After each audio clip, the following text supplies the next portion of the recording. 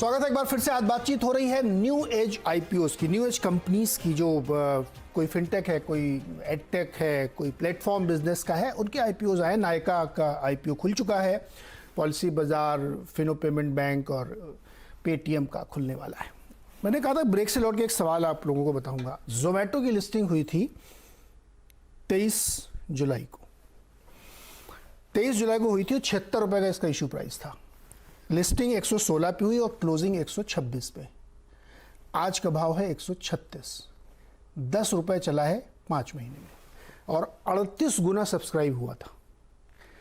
Point I am trying to make कि जिसने उस समय लिया होगा, एक आध लॉट मिला होगा रिटेल इन्वेस्टर को, तो वो लेके बैठा हुआ है। 10 रुपये गेन 5 महीने में हुआ है। स्टॉक वहीं पे है। मैं ये नहीं कह रहा हूँ कि क्या है, क्योंकि रिजल्ट्स अब नहीं आ रहे। अब बाजार उसको दूसरे नज़रिए से देख रहा है। आईपीओ में दूसरे नज़रिए से देखता है। अब उसको चाहिए परफॉर्मेंस। तो जो सवाल मैं पूछने की आप लोगों से कोशिश कर रहा था कि एक बार तो फिर ये स्क्रूटनी शुरू होगी और ये सवाल पूछना भी चाहिए। अब पॉलिसी बाजार भी बीच में ले आते हैं, क्योंकि ये भी वैसा ही बिजनेस है। अभी तक इनके लॉस से काम क्या करते हैं, इंश्योरेंस पॉलिसीज़ बेचते हैं।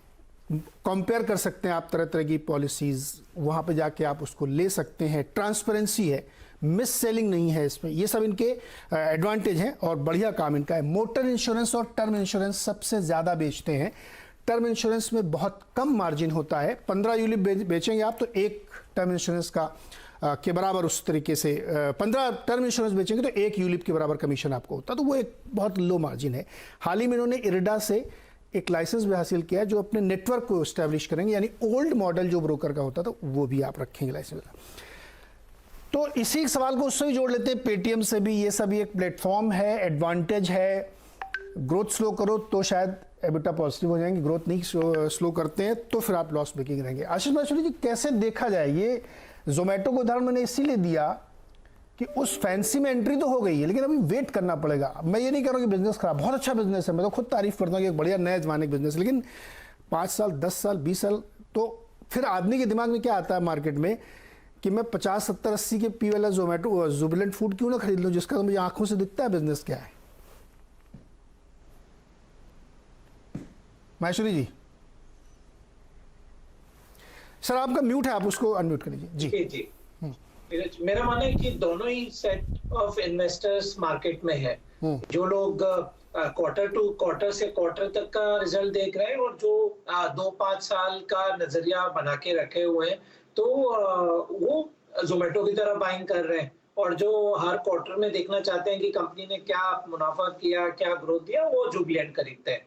तो ऐसा हम एक ही रोड पे नहीं ट्रेवल कर सकते कि यही एक इन्वेस्टमेंट की रोड है। क्योंकि आप टिपिकली ट्रेडिशनली यूएस मार्केट्स में भी देखें तो आज भी जो नैस्डैक पे कंपनियां जो लिस्टेड हैं, जो टेक हैवी है, वहां पे 40% कंपनियां आज भी लॉस कर रही हैं।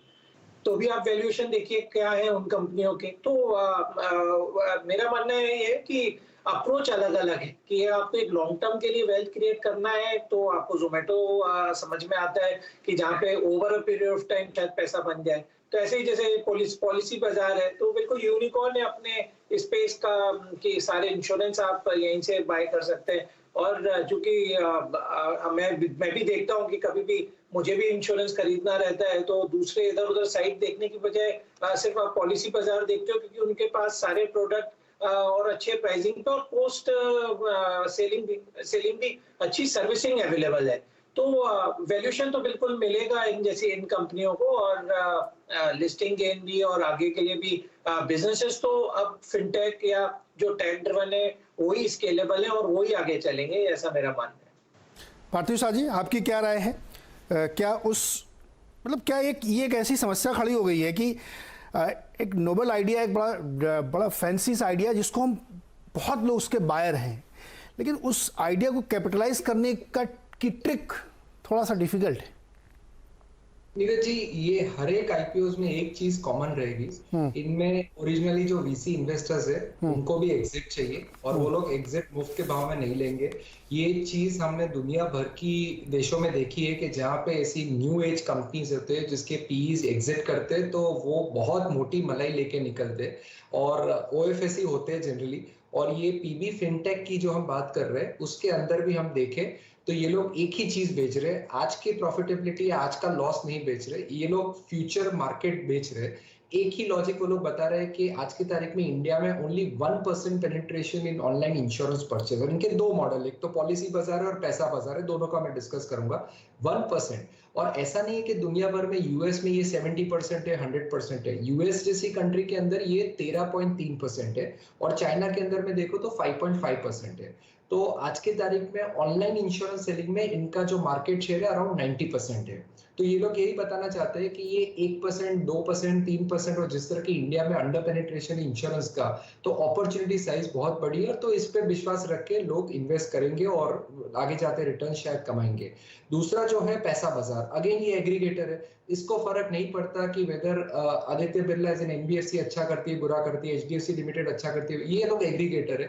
ये लोग अपने प्लेटफॉर्म पे ये हर एक ऑप्शंस रखेंगे, लोन के, क्रेडिट डिसबर्समेंट के, और इनको तो एक कमीशन ही अर्न करना है। तो यूजर्स को ऑप्शन रहता है कि क्या सिलेक्ट करें, very similar to what CAMS का बिजनेस मॉडल है। कैम्स को फर्क नहीं पड़ता कि अगर आईसीआईसीआई प्रूडेंशियल का मार्केट शेयर बढ़ा है, कम हुआ है, एसबीआई का बढ़ा है, कम हुआ है, ये तो एक एग्रीगेटर ही है जिसको फी बेस्ड इनकम मिलने वाली है। तो यही चीज पीबी फिनटेक फोकस कर रहा है। एटलीस्ट ये बिजनेस मॉडल में एक विजिबिलिटी हमें दिखती है कि आगे जाते थोड़े कॉस्ट अगर ये ट्वीक करते हैं और एक तरह का market share, lion market share इनका जब बन जाता है, तो they can have bargaining power from all these players who are on their platform.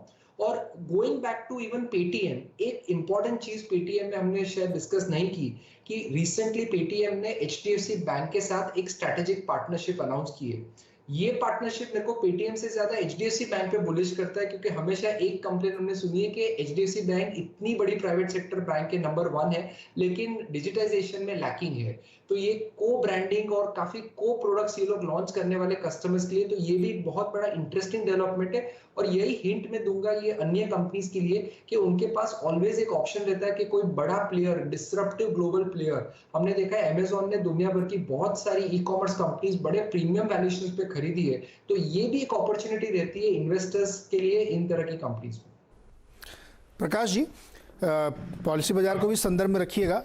Definitely इनके पास बहुत बड़ी मतलब इंडिया की तो लगभग 96% मार्केट कवर रखे हैं, 2 करोड़ से ज़्यादा पॉलिसी बेच चुके हैं, करीब क्लोज टू 5 करोड़ रजिस्टर्ड इनके यूज़र्स हैं। ये सारी फैक्ट्स हैं। बट मेरे मन में हमेशा जो सवाल आता है, दर्शकों में पूछता हूँ, जैसे ये भी 2008 में लॉन्च हुई थी, मतलब 10-10, 12-12 साल तक अगर आप प्रॉफिट का मॉडल नहीं क्रैक कर पा रहे हैं, तो फिर आप किसी के साथ को ब्रांडिंग कर लीजिए, आप ब्रोकरेज भी खोल लीजिए, आप इंश्योरेंस भी बेच लीजिए, आप सब कुछ कर लीजिए, what is the magic to make profit?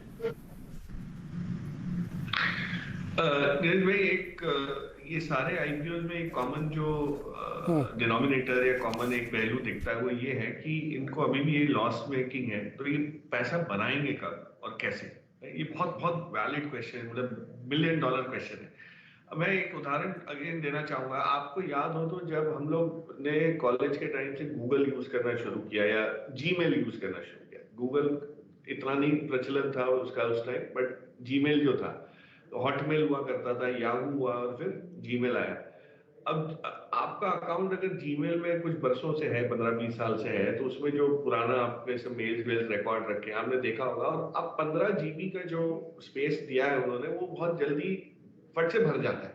उसके बाद वो आपको बार बार याद कराते रहता है कि आपका मेल बॉक्स फुल हो गया या आपका फोल्डर फुल हो गया, अब आपको खरीदना पड़ेगा, तो आप वो खरीदते हैं। सेम चीज यूट्यूब में हुई। आपने पैंडेमिक में इतना दबा के यूट्यूब के रिकॉर्डिंग करी, देखे, इस्तेमाल किया, दूसरों का वीडियोस देखे, डाउनलोड सब हुआ।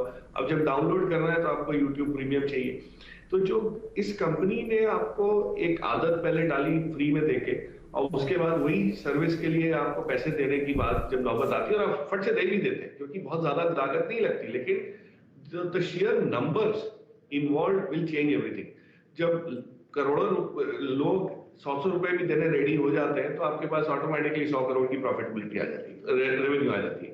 सो जो पीबी फिनटेक का जो सवाल है, जो पार्थिव ने समझाया कि insurance is a push product और loans is a pull product. Loan की इंक्वायरी सामने से आती है, उसके लिए आपको मार्केटिंग करने की जरूरत नहीं पड़ती, पैसा मांगने वाले बहुत लोग हैं हिंदुस्तान में। तो ये लोग इस्तेमाल क्या कर रहे हैं कि दोनों कॉम्प्लीमेंटरिटी जो बिजनेसेस की है, कि एक बेचना पड़ता है और एक में लोग सामने से आते हैं, उसका इस्तेमाल करके ये बहुत अपनी ग्रोथ बढ़ा सकते हैं। और जो पैसा बाजार है वो कुछ समय पहले ही लॉन्च हुआ है, पहले तो इंश्योरेंस का ही प्लेटफॉर्म था।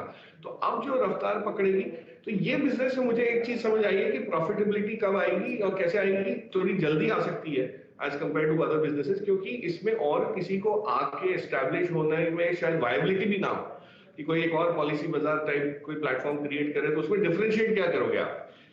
मतलब एक ही जगह जाओगे ना आप, मतलब उसमें जब भाव सभी में एक ही दिख रहे हैं तो आप कैसे जाओगे? तो ये मेक माई ट्रिप, जैसे ईज माई ट्रिप आया, उसने अपने आप को ठीक से प्राइस किया तो मेक माई ट्रिप ठंडा पड़ गया। तो इस टाइप की चीजें होती रहेंगी मार्केट में। तो आपको ये देखना है कि स्टेइंग पावर किस बिजनेस के साथ है या किस प्लेटफॉर्म के साथ है, और उस लिहाज से आपका आकलन थोड़ा सा अलग हो जाएगा। तो आई थिंक पीबी फिनटेक भी उस मामले में काफी आगे है और मजबूत है, तो उसका आकलन थोड़ा सा उस लिहाज से अगर करेंगे तो अलग नजरिया दिखेगा। But I think it's quite positive. So अलग अलग चीजों के हर एक इशू का एक अलग एंगल है जिसको हम वैल्यूएशन में फैक्टर इन नहीं कर पा रहे, लेकिन क्वालिटेटिव प्रीमियम जो है वो आप उसको डिफाइन करने की थोड़ी सी कोशिश जरूर कर सकते हैं। प्रीमियम कमांड करेंगे।